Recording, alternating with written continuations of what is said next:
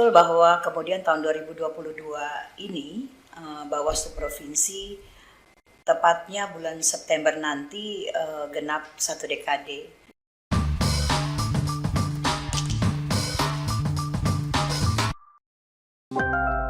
Assalamualaikum warahmatullahi wabarakatuh. Ketemu lagi di podcast Bawaslu Sulawesi Tengah dengan tema Jelang 1 Dekade menjadi supporting system Bawaslu Sulawesi Tengah. Pada episode kali ini kita akan berdiskusi dengan Kepala Sekretariat Bawaslu Provinsi Sulawesi Tengah, Ibu Dr. Anda Anayanti Sofianita MSI. Apa kabarnya, Bu? Alhamdulillah, baik, sehat. Alhamdulillah. Baik Ibu, Sekretariat Bawaslu Provinsi Sulawesi Tengah itu kan kalau di tahun ini ya, tahun 2022 hampir memasuki 10 tahun ya Bu, 1 dekade. Nah, kira-kira sebelum kita cerita panjang lebar, saya ingin tahu awal mulanya Ibu bergabung menjadi Kepala Sekretariat di Bawaslu Provinsi Sulawesi Tengah, Ibu. Yes. Ini kita berarti cerita sejarah ya, ini bisa 2 hari 2 malam tidak selesai. Baik, ya betul bahwa kemudian tahun 2022 ini Bawaslu Provinsi tepatnya bulan September nanti genap 1 dekade. Dan saya bergabung ya di tahun 2012 ya, kala itu Bawaslu Provinsi belum lagi satker ataupun belum permanen. Jadi waktu itu Bawaslu yang permanen itu baru di pusat. Nah, sehingga 2012 itu tepatnya juga saya 1 tahun beralih ke struktural setelah sebelumnya saya bekerja sebagai guru di SMK. Jadi saya tenaga fungsional ya yang beralih ke struktural. Nah, pada zaman itu rekrutmen kepala sekretariat karena memang dia non struktural, kami tidak direkrut melalui seleksi dan lain sebagainya. Hanya saja kebetulan saat itu saya mengenal salah satu komisioner yang pada waktu itu baru pulang pelantikan dari Jakarta. Pelantikan sebagai anggota Bawaslu Provinsi. Nah, kebetulan karena teman dekat sehingga kemudian saya ditawari bagaimana kalau kemudian saya menjadi Kepala Sekretariat Bawaslu. Karena dari sisi golongan saya sebagai pegawai negeri saat itu memang sudah memenuhi, dan memang saya juga beralih dari fungsional ke struktural. Pada posisi waktu itu golongan saya sudah golongan 4A ya. Nah, sebelumnya saya juga dapat tawaran untuk jadi saya sudah waktu itu bekerja sebagai di Dinas Pendidikan dan Pengajaran. Nah, oleh Kepala Dinas juga waktu itu sebenarnya saya dipromosikan untuk salah satu jabatan, tapi karena waktu itu saya berpikir oh ya sudah. Awalnya saya juga ragu-ragu karena saya dalam tanda kutip tidak punya latar belakang politik. Jadi belajar dari awal Bu ya. Apalagi background pendidikan saya juga sama sekali bukan dari fakultas hukum, bukan dari sosial politik. Betul. Saya betul-betul pure dari kependidikan. Nah, sehingga saya waktu itu bilang apa nanti saya mampu gitu. Nah, tapi kemudian teman merekomendasi ini bisa ini karena ini manajerialnya. Nah, saya berpikir kalau manajerial saya sudah hampir sebelumnya ya, saya sudah menjadi wakil kurikulum selama hampir 10 tahun, 15 tahun bahkan.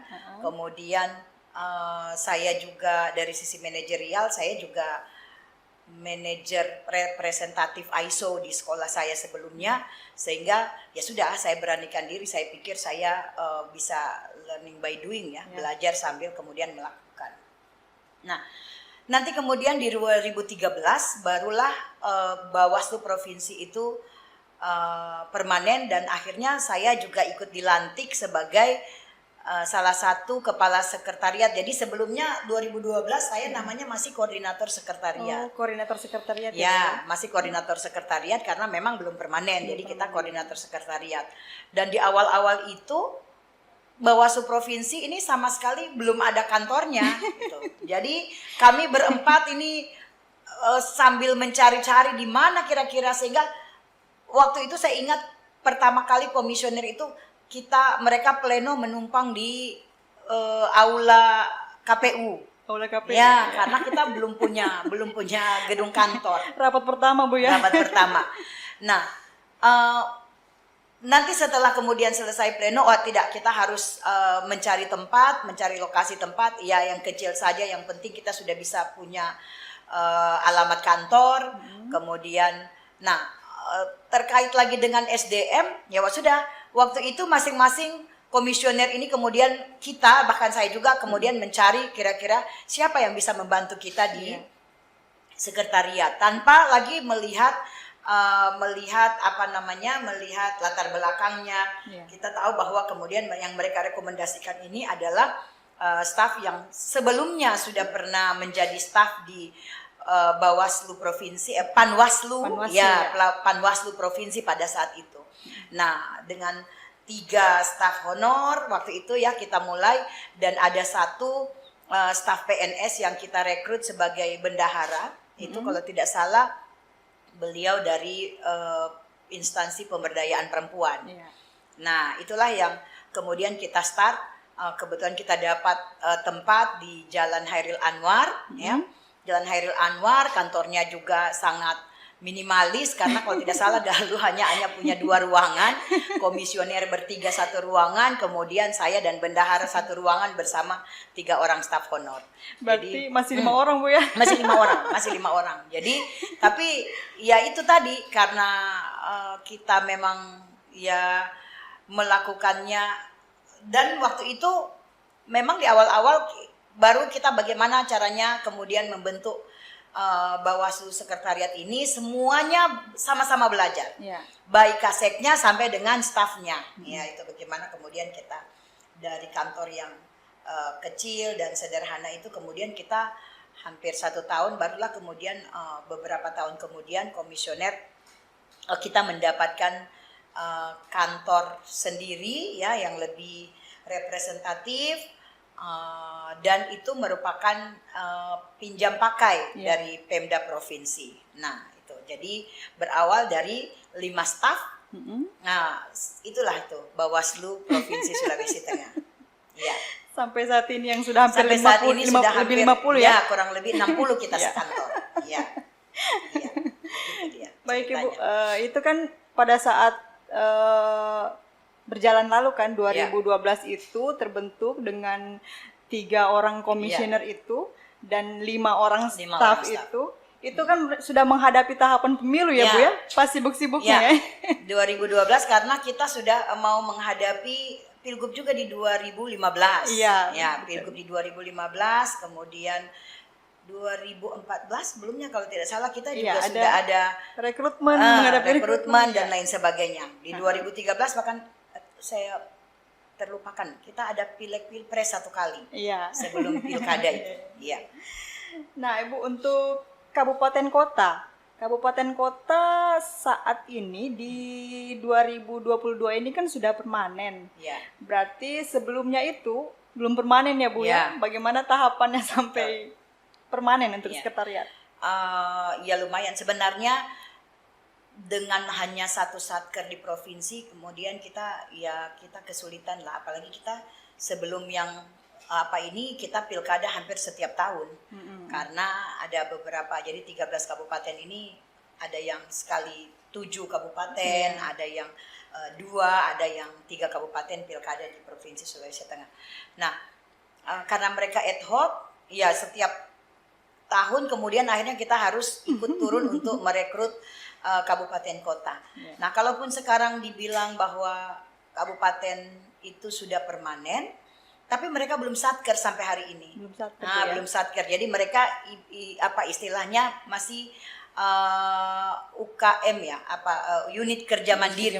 Nah, unit kerja mandiri. Tapi alhamdulillah tahun 2021 kemarin kita sudah ditetapkan 1 satker, yakni Kabupaten Sigi. Kabupaten Sigi. Kemudian ada 2 lagi, Kota Palu dan Poso yang sudah menjadi UKM, dan kepala sekretariatnya itu sudah bukan koordinator lagi, tapi sudah kepala sekretariat, namun dia belum menjadi satker. Nah, karena penunjukan apakah kemudian dia layak untuk menjadi satker atau belum, itu bukan hanya semata-mata Bawaslu RI, tapi juga ditetapkan oleh Mempan atau Pan RB gitu.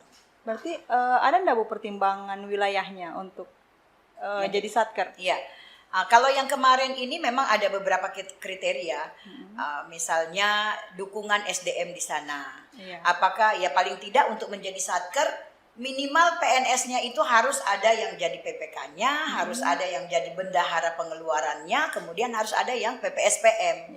Meskipun keuangan itu hanya salah satu bagian dari fungsi sekretariat selaku supporting system, tapi 3 pengelola keuangan yang dimaksud PPK, PPSPM dan kepala bendahara pengeluaran itu harus PNS. Nah, sementara saat ini di hampir semua kabupaten kita, bukan hanya di Sulawesi Tengah tapi se-Indonesia, ini PNS kita masih kurang. Dan kalaupun, sebenarnya ini juga bisa kita lihat bagaimana kemudian Pemda membantu gitu. Bantuan Pemda terhadap SDM, bukan hanya SDM-nya sebenarnya. Sebenarnya Pemda itu berkewajiban untuk membantu lembaga-lembaga vertikal ini baik dari sisi SDM maupun sarana prasarana. Karena yang saat ini baru mendapat tanah baru mendapat hibah tanah, bahkan provinsi sampai hari ini belum ya. Yang baru mendapat hibah tanah itu baru Kabupaten Morowali. Nah, itu baru dapat hibah tanah, belum bangunannya. Tapi alhamdulillah mereka juga mendapat kantor yang bisa dipinjam pakai. Selebihnya 13 kabupaten kita itu, 12 kabupaten kota itu semuanya masih menyewa, termasuk provinsi. Nah, padahal provinsi-provinsi yang lain itu sudah mendapat hibah ya. Bahkan kalau lihat Sumatera Selatan misalnya, itu kantornya sangat representatif, bahkan mereka juga mendapat betul-betul didukung oleh Pemdanya masing-masing. Nah, itu kita berharap ke depan semua Pemda juga bisa membantu ya. Tapi kalau untuk Sulawesi Tengah ya itulah pasca bencana kemarin. Nah, sampai kita juga mendapat pinjam pakai, tapi karena bencana kemarin kantor yang kita huni juga sudah sama sekali tidak layak pakai. Nah, sehingga kita jadi menyewa. Begitu. Nah, Ibu sendiri kan sudah hampir 10 tahun ya Bu di Bawaslu Provinsi. Untuk kendala-kendalanya pasti banyak ya Bu ya. Apalagi pimpinan ini tiap 5 tahun kan berganti begitu. Kira-kira apa saja Bu kendalanya? Iya. Sebenarnya kendala yang paling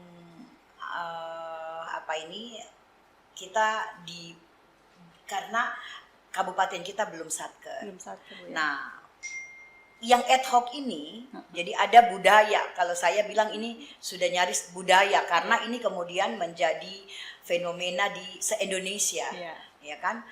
Setiap ada pilkada, pasti ada kabupaten yang kemudian keliru dalam pengelolaan pengelolaan keuangan. Nah, itu jadi karena mindset mereka itu masih ada berpikir bahwa yang namanya anggaran kita sudah diberikan oleh pemerintah ini harus habis. Padahal sebenarnya kan tidak seperti itu. Yang namanya berasaskan efektif efisien itu masih tetap harus kita terapkan. Mana yang primer, apalagi dalam kondisi prihatin seperti sekarang ini, mestinya kita lebih. Dan saya selalu mengingatkan bahwa kemudian kenapa yang menjadi sekretariat itu harus PNS?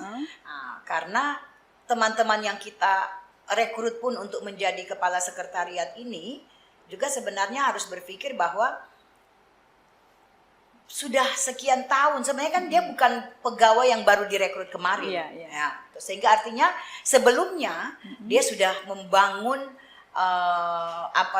karirnya selama sekian tahun, sehingga terlalu konyol namanya kalau kemudian kita melakukan kekeliruan atau sengaja melakukan kekeliruan dengan merusak apa yang sudah kita bangun sekian lama sebagai pegawai negeri. Betul. Nah, untuk kendala di untuk SDM sekretariat gitu. Ya. Kayak di Bawaslu provinsi sendiri dan di Bawaslu kabupaten kota jumlah PNS-nya itu kan masih kurang, Bu ya. Betul. Nah, untuk pendukungnya ada tenaga teknis. Ya. Nah, untuk SDM-nya sendiri kira-kira bagaimana Ibu menilai? Ya inilah sebenarnya dilema ya buat kita semua. Kita harus mengakui bahwa hampir 80% pegawai baik di Bawaslu provinsi maupun kabupaten kota itu adalah honorer. Ya. Nah, sementara ada ketentuan Menpan bahwa 2023 semua instansi pemerintah itu tidak ada lagi yang namanya pegawai honor ya, atau tidak ada lagi honorer. Nah, di kita pun seperti itu, sehingga kemudian teman-teman ini kita dorong untuk ikut tes CPNS ya. Namun kan harus kita pahami bahwa di antara honorer kita itu ada yang sudah mempunyai batasan usia yang sudah tidak memungkinkan untuk menjadi PNS. Nah, inilah yang kemudian kita semuanya berharap ya, karena memang di tahun 2022 sebagaimana kemarin kita sudah banyak bincang-bincang juga dengan Sekjen Bawaslu RI, di tahun 2022 ini akan ada dibuka, jadi mungkin tetap ada PNS, dibuka formasi untuk PNS, namun sudah tidak sebanyak tahun-tahun sebelumnya. Nah, tahun ini akan diarahkan P3K. P3K, jadi pegawai pemerintah dengan perjanjian kontrak gitu, seperti itu ya, perjanjian kontrak. Jadi di mana kemudian itu nanti akan tetap dievaluasi. Sebenarnya itu jadi ASN di depan nanti terdiri dari dua, ASN yang PNS itu dan ASN yang P3K. Nah, tapi sekiranya kemudian P3K ini direkrut sama persis dengan PNS, maka saya merasa kecil sekali kemungkinan teman-teman honorer yang sudah sekian tahun bekerja di kita ini juga akan bisa kembali bisa bekerja, mengikuti itu. Karena sudah terbukti beberapa kali dari sekian yang ikut, yang masuk di CPNS kita, yang lolos hanya 1-2 orang ya. Padahal formasi kita setiap tahun ada 300-an, ada sekian ratus, nah gitu. Nah, sehingga padahal ini juga saya sampaikan kepada sekjen kita kemarin bahwa teman-teman ini sudah terlatih gitu ya kan, sudah terlatih, sudah punya pengalaman sekian lama dalam kemudian menghadapi atau bersama-sama dengan Bawaslu menghadapi yang namanya pilkada, menghadapi yang namanya pileg pilpres. Nah, semoga ya ini kemudian menjadi bahan pertimbangan jika kemudian nanti di P3K, penerimaan P3K di awal-awal ini mempertimbangkan ini bahwa adalah benar kemudian yang fresh graduate itu bisa kita langsung terima karena mereka rata-rata mempunyai nilai tinggi dalam CAT, dalam seleksi ya. Nah, tapi pengalaman menghadapi parpol, menghadapi ormas pada saatnya itu tidak bisa serta-merta dipelajari dalam waktu singkat. Kalau itu saya bilang seperti itu. Nah, teman-teman kita ini juga memulainya seperti itu, tapi karena bertahun-tahun itu yang dia hadapi, mereka sudah piawai bagaimana caranya menghadapi orang yang seperti ini. Apalagi kita modus pilkada kan setiap tahun macam-macam, makin unik dan dengan orang-orang yang kita tahulah seperti apa. Nah, ini kemudian teman-teman yang sudah bekerja 5 sampai di atas 5 tahun ini sudah sangat terbiasa membuat kajian dan lain sebagainya. Apalagi kalau memang kemudian mereka memang duduk di situ sesuai dengan latar belakang pendidikannya. Nah, seperti itu. Untuk pegawai kontrak sendiri, apakah ada evaluasi, Bu, untuk mereka? Ya, saat ini evaluasi tetap kita lakukan, ya, sebagaimana tahun-tahun sebelumnya. Jadi di bulan Desember kita semua mengevaluasi teman-teman honor ini, yang mana yang bisa kita lanjutkan kontraknya, yang mana kemudian kita putuskan kontraknya. Hanya saja memang 2 tahun terakhir ada ketentuan dari Sekjen RI karena tadi 2023 supaya tidak terlalu banyak yang dirumahkan karena di 2023 sudah tidak ada lagi staf honor ini. Nah, sehingga kalaupun ada yang resign, ada yang kita putuskan kontrak karena sesuatu hal, itu kita tidak memasukkan pengganti. Nah, sehingga kemudian saya juga menyampaikan ke kabupaten kota bahwa silakan ya melihat atau memberdayakan sejumlah yang ada karena tidak ada penggantian. Nah, kalau misalnya ada yang resign karena dia lulus CPNS, alhamdulillah. Tapi itu tidak boleh kita rekrut baru lagi honornya. Nah, sehingga mereka juga banyak keluhan, Bu, ini bagaimana kita sudah kurang nih. Karena ada yang lulus CPNS di Pemda dan lain sebagainya. Ya itulah karena ya alhamdulillah sekarang ini kan belum ada tahapan. Sehingga saya bilang silakan diberdayakan yang ada.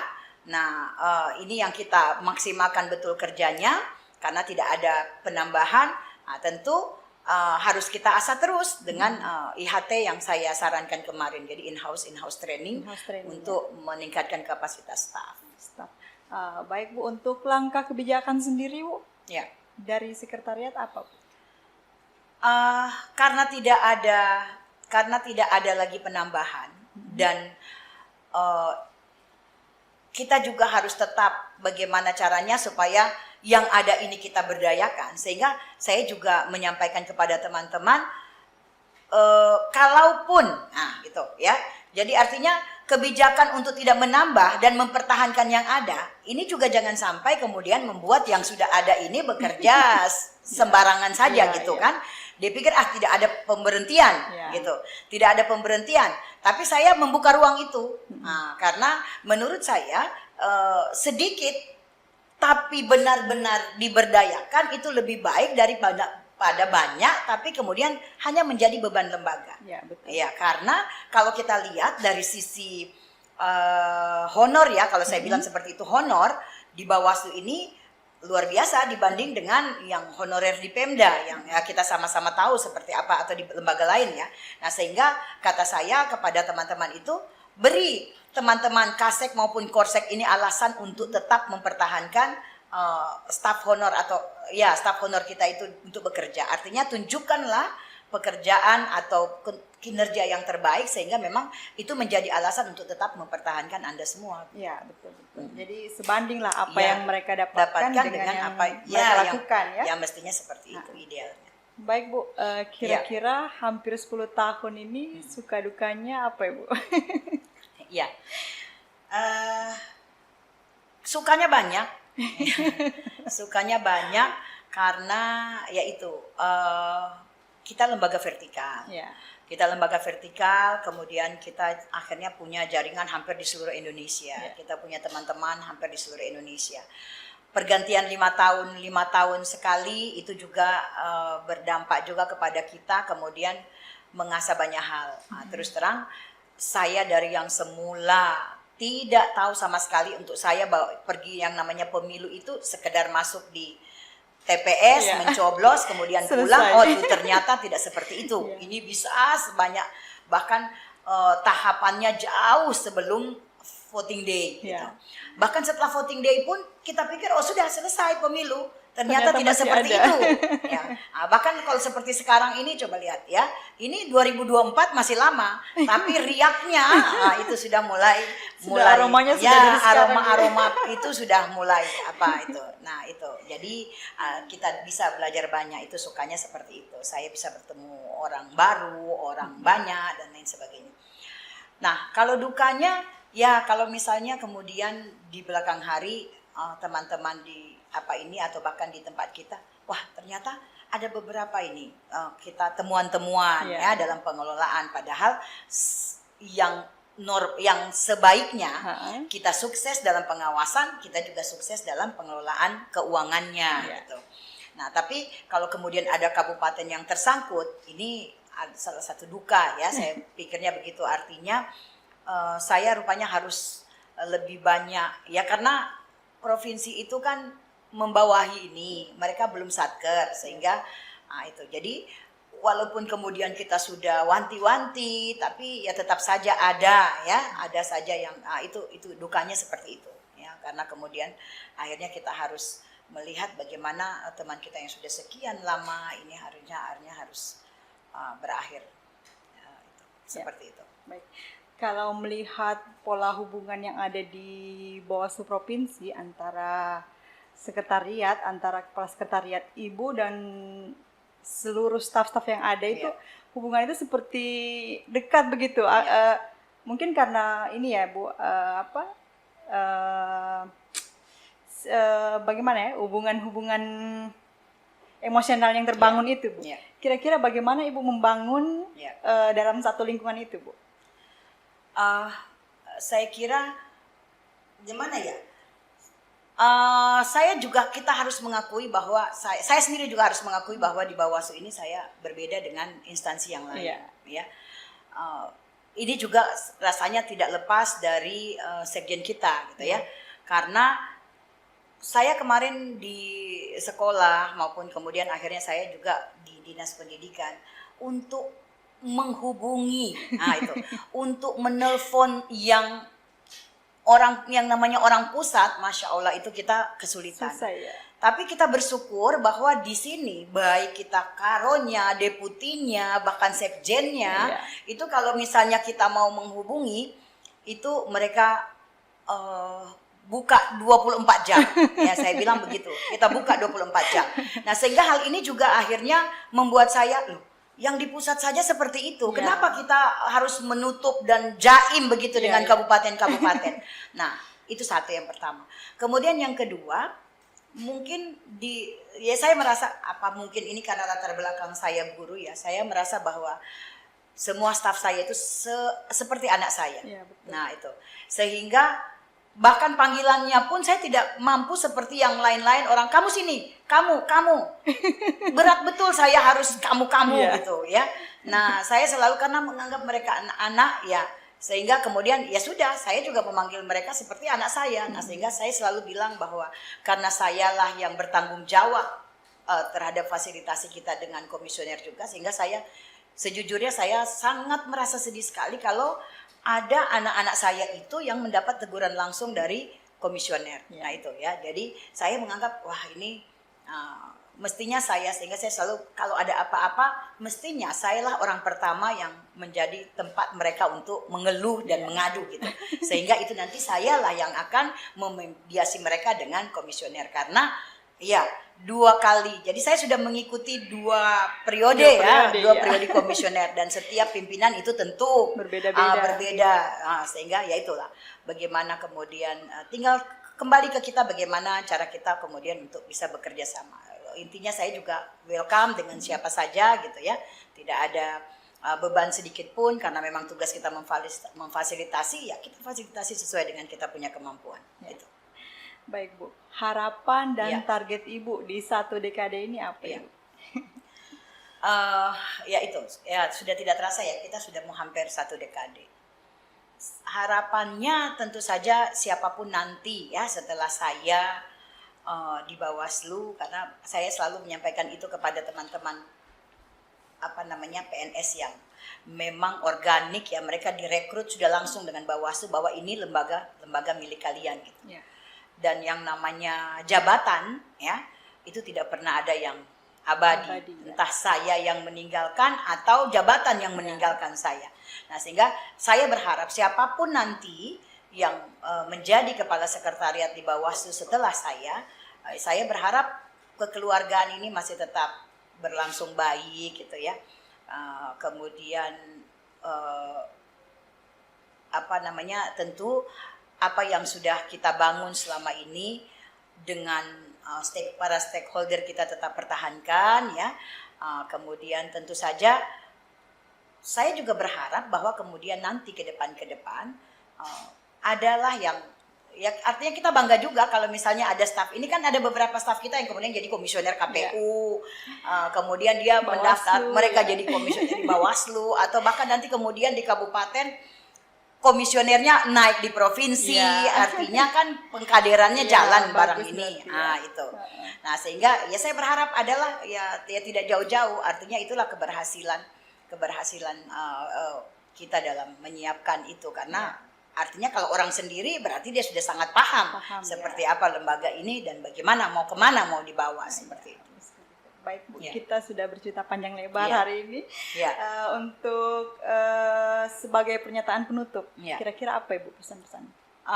Ya, pesan saya tentu saja karena saya kepala sekretariat, saya berpesan kepada jajaran saya di sekretariat kabupaten kota untuk kita tetap menjaga integritas tentunya, kemudian kita tetap berupaya untuk memaksimalkan kerja-kerja kita dalam memfasilitasi ya, karena apalagi nanti ini akan kita dorong semuanya untuk menjadi satker ya. Ya sudah, jadi yang kisah-kisah lama tentang adalah disharmonisasi ya toh, itu sudah adalah tidak ada. tentang apa itu sudah tidak waktunya lagi kita bicarakan sekarang. Yang kita bicarakan sekarang bagaimana kemudian kita bekerja maksimal, apalagi menghadapi Pilkada 2024 yang sangat rumit, insya Allah bisa kita lewati dengan baik. Saya kira itu. Ya, baik Bu. Terima kasih Bu untuk Ya, waktunya sama-sama. hari ini. Kita Ya. sudah bercerita banyak Ya. tentang sekretariat dan sampai di kabupaten kota. Ya. Oke, sahabat Bawaslu, demikianlah kita pada episode kali ini. Dukung terus channel Bawaslu Sulawesi Tengah dengan share, like, dan subscribe sebanyak-banyaknya channel Bawaslu Provinsi Sulawesi Tengah. Baik, Assalamualaikum warahmatullahi wabarakatuh. Waalaikumsalam warahmatullahi wabarakatuh.